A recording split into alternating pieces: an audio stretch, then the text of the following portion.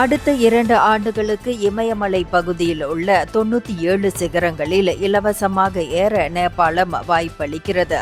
நேபாளத்தில் உள்ள சில தொலைதூர பகுதிகளில் சுற்றுலா நடவடிக்கைகளுக்கு ஊக்கமளிக்க அந்த முயற்சி எடுக்கப்படுவதாக பிபிசி செய்தி கூறியது. இதன் வழி நேபாளத்தில் இன்னும் அறியப்படாமல் இருக்கும் பொருள்களையும் இடங்களையும் வெளி உலகுக்கு காட்ட முடியும் என்று நம்பப்படுகிறது.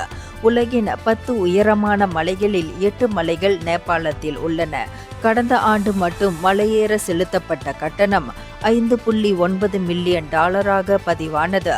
அதில் முக்கால்வாசிக்கும் அதிகமான தொகை எவரெஸ்ட் மலை ஏறுவதற்காக வசூலிக்கப்பட்ட கட்டணம் ஆகும்.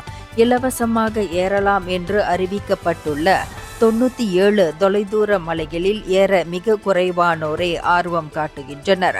கடந்த 2 ஆண்டுகளில் 68 பேர் மட்டுமே அந்த மலைகளில் ஏறியுள்ளனர். ஆனால் எவரெஸ்ட் மலைகளில் ஏற 2024ஆம் ஆண்டு மட்டும் 421 அனுமதிகள் வழங்கப்பட்டுள்ளன என கூறப்படுகிறது. இந்தியர்களின் இதய குரல் மக்களோசை.